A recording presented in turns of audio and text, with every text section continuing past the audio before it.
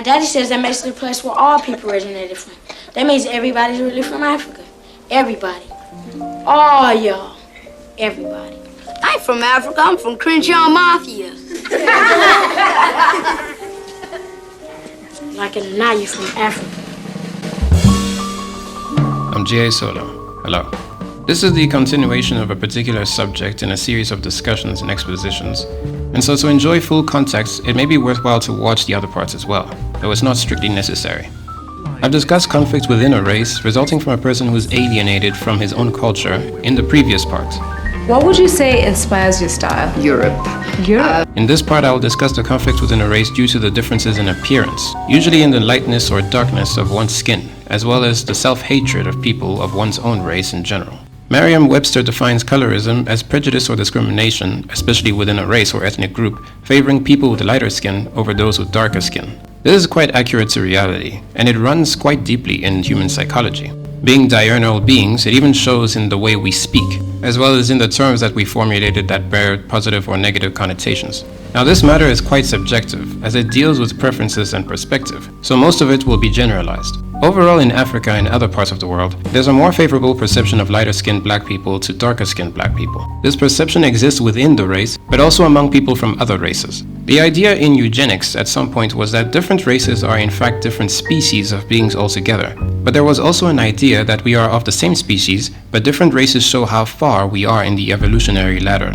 So by observation of civilizations, people deduced that the lighter-skinned people were, the more evolved they were. So if you happen to be the darkest person in the world, you are also the least evolved person. In apartheid days, this was a factor that was behind the classification of people by race in South Africa.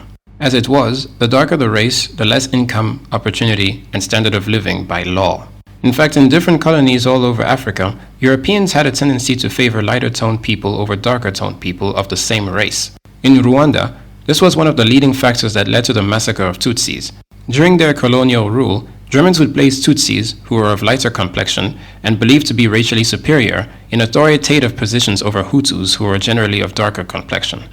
And so when the Hutus eventually gained power, well, think of it as what would happen if a father who cares for a younger, weaker child more than his older, stronger child and leaves them together suddenly in a room. This colorism issue, however, is not exclusive to Africa. Consider the caste system in India, for example. Today, most people no longer believe in eugenics, but the idea of light-skinned good, dark-skinned bad still exists, but in less blatant forms. Of course, since people are beginning to pick up on this matter, the perception is slowly beginning to change. But it is so engraved in the minds of black people from an early age, resulting in them embracing the idea. Which is one reason that the beauty industry is booming. Make my skin so white, make my skin so smooth. And peptide और जड़ी बूटियां जो अंदर समाए और गोरा बनाए.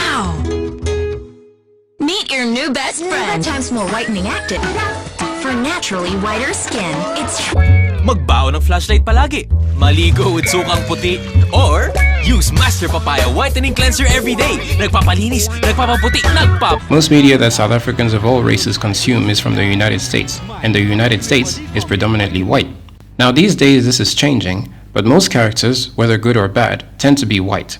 This provides very few options for people to have favorite black characters. And considering that the few times that black people are portrayed, they're not always in the most positive light. Though this is not always the fault of the creators. My favorite superhero, for example, is Batman. And it's not because he's white, it's because I am vengeance. I am the night. I am Batman! Now sometimes these negative portrayals of black people are simply based on reality. But it certainly influences the perception people will have not only on blacks, but more especially on dark-skinned blacks. Consider, for example, how many people who have never been to Japan consider Japanese women through a sexual lens. This is because for many people, the only media they consume from Japan is Japanese pornography, which is really not a surprise considering that they are the #1 producers of pornography in the entire world, annually producing twice more pornography than even the Americans. No, really, twice more. That's quite a lot. And so most tourists visiting Japan openly state that they are there to meet Japanese women or make use of the various products in the Japanese sex industry. Though many return disappointed, the point is that the perception they've had of Japanese women was influenced by the media they consume containing Japanese women. Now, in all honesty, things that are either very dark or very pale tend to be associated with negative things. And so this negative association erroneously extends to the hue of a person's skin as well. When this hue reaches a certain degree of lightness, however, then society gives it the okay pass. This has an unfortunate impact on people's self-esteem, as people begin to believe that the darker they are, the more unattractive they are. Also added that most top-selling beauty brands are targeted at white women, and when they're targeted at black women, it's usually to lighter-skinned black women, or to make dark-skinned women lighter. And so all over the world, people have a general perception of the ultimate standard of human beauty, which is sometimes even the default standard of beauty. 人の方が純粋にかっこよくないですか？バッチリしてるし、顔とかもキリッとしてるし、日本人よりはかっこよくないですか？ And so now, whenever someone gives me a compliment or says, "Oh, you look nice, you look pretty," the voice fills in the rest of the sentence with, "For a dark-skinned girl." It stays with me. And it makes me question my intentions.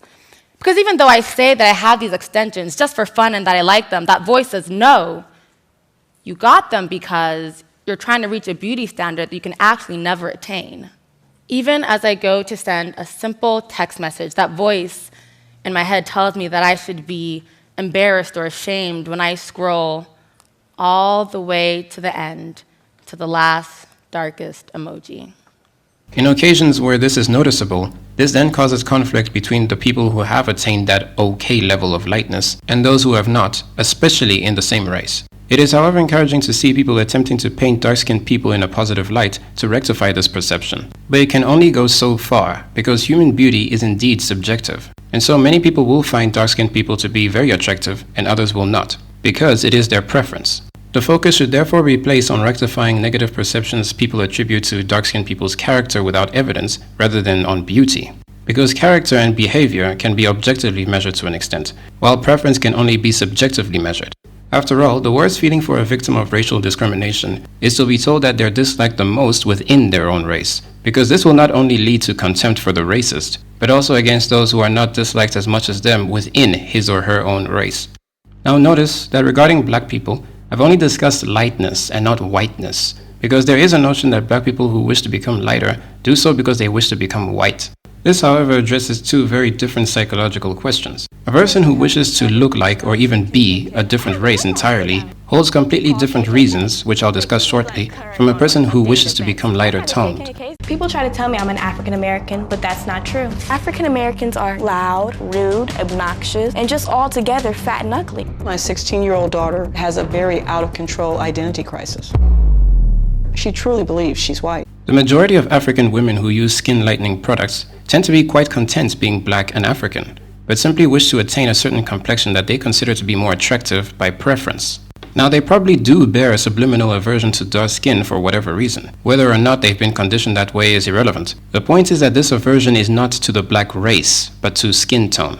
Of course, as I said, that this is a very subjective matter, and items such as European-styled wigs, makeup, and other merchandise may make one assume that black women in particular simply want to be white, and perhaps some do, or at least have an admiration for whites. But in South Africa, it is not the case for many, especially nowadays. This notion would be as erroneous as stating that white people who tan their skin wish to be black. While it may be true for some, it is not the case for most. People who alter their skin tone usually do so because they simply wish to have a certain hue of complexion according to their own preferences, be it lighter or darker. It just happens that with black people, it's more often than not lighter. Now, as you may have realized, none of these things are of any significant importance. It is a matter of personal preference. It only becomes an issue when people are discriminated against because of it. There are indeed dark-skinned people who are discriminated against because of their dark skin. But these days, in retaliation, it seems that the opposite is happening as well, wherein darker-skinned people are showing contempt for lighter-skinned people of their own race. The problem with that is that it solves absolutely nothing, and rather creates more antagonism between people, which actually leads me to my next point.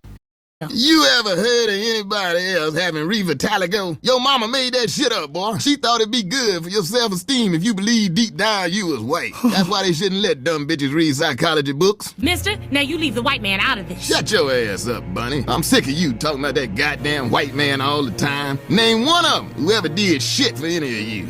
Huh? Can't do it, can you? Look at what you did. All my kids is some damn Uncle Toms.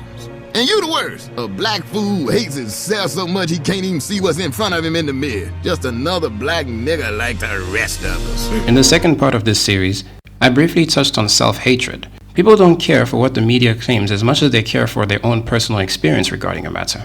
If, for example, a black person lives in a neighborhood in which his fellow black man is his worst enemy and will not hesitate to take his life over a cell phone, then it doesn't matter how well movies and media portray black people, because the person living the reality among the worst of them knows firsthand that it's nothing but euphemism. Such a person over time may himself begin to overgeneralize against his own people, and if he goes further, he will begin to hate members of his own race.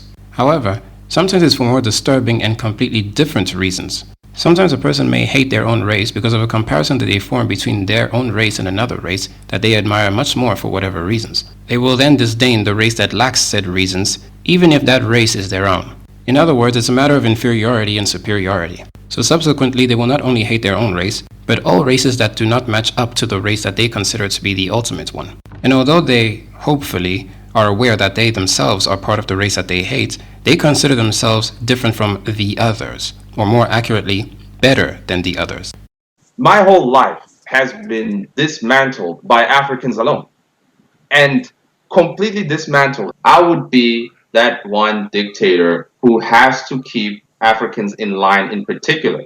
I would let the Europeans, of course, continue to conduct business as they always have done and uphold everything in terms of management and the functionality of the country, because once again, guys, we've seen that, Africans don't know what they're doing. And that's the key difference, is that the African prefers to be lazy and sit under a tree. That sounds racist, but it's true. So it's not racist. They can't understand these things because they are true reprobates.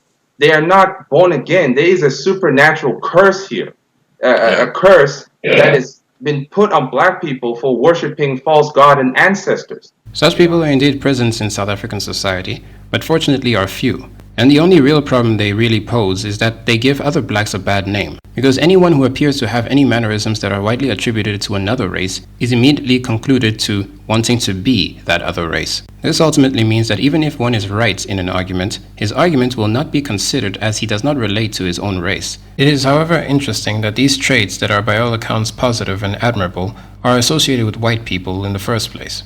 The reasons for this, however, are quite clear. The vast majority of scientific advancements that have shaped the world for the better were pioneered and made by people outside of Africa, mainly Europe, the Middle East, and Asia. That alone, coupled with the low amounts of black presence in fields that require a high level of intelligence, is enough to form a psychological constant that lighter-skinned people are just smarter, even though there are reasons for the scarcity in black academics, both circumstantial and personal. There is indeed a negative attitude towards education in black communities around the world, but one may ask if it's not a chicken and egg scenario, by which the environments in which such blacks grow up disfavors education for more immediate results, such as getting a job at Popeyes to pay the bills. Now, these generalizations of positive traits that people attribute to the entire white race does lead to rather serious problems. Consider Ted Bundy. The main lesson learned from his story is that the reason he was able to get away with so many murders for as long as he did is because no one would even dream or suggest that an all-American young promising law student could even be capable of such crimes. It's a tragedy for this court to see. It's such a total waste, I think, of humanity that I've experienced in this court. You're a bright young man. You made a good lawyer. I'd love to have you practice in front of me, but you went another way, partner. Quick research into some of America's most heinous crime stories will show that this was the case for many other criminals as well. Where I think that's important is I've always said that I never understood why the women never really resisted me. I'm not a big, strong guy. Nobody ever seemed to fight. And I've always attributed to that I must say something like that, similar to the other victims. I raped her, strangled her, I left her for dead. The only reason she's not dead is has nothing to do with me. I'm not a big serial killer, by the way. Eight people, that's nothing for me. I'm not like that now. I'm just such a lovable guy now. Including the case of Susan Lee Smith, who lied to everyone with that story of the black man who kidnapped her infant sons. One of the problems complicating the search was that the description Susan Smith had provided for the composite drawing of the carjacker was so generic, it raised suspicion. Only for the entire world to discover that she had drowned her own sons and used the negative stereotype against blacks and the positive one in favor of a young, sweet white girl to send the police on a search for a culprit who was right under their noses the entire time. One of the main lessons learned from this story is that in the midst of her deceit, people felt sympathy for her and her children, while also feeling burning resentments against random black men around the state, for a crime they never committed. More often than not, however, our assumptions about people based on their race bear no direct consequences in our lives, but sometimes they do.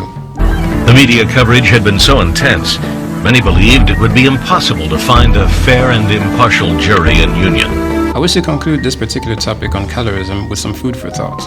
It happens every now and then that when a person acts in a manner that is considered decent or educated, blacks tend to say that he is acting white. I find this interesting because if acting white has such a positive connotation, what does acting black entail? But the more important question is if we attach these connotations based on reality, then the connotations of acting black, which usually entails gangsterism and such, would also need to be changed in reality. I suppose my point is that if people do not wish to be perceived in a certain manner, then they can always play their part in revolutionizing the perception by not behaving in that manner. Though it is also true that no matter how hard people of a certain group try to be benevolent, some people's sentiments will simply never be changed. They will discriminate based on reasons outside of your control. In other words, no matter how good or decent you will be, they will still hate you. I would posit then that it's better to not give them a reason and continue to be benevolent. Because you can change your actions, but you can never change your own race. Your race will be your race until the day you die. I'm G.A. Sola. Goodbye. You remember when I said how we hate the blacks because of their attitudes? Yeah? Well, I think that's a load of shit. You're just like one of us, Ruckus, but they still hate you. And it's not your attitude, it's because you're black.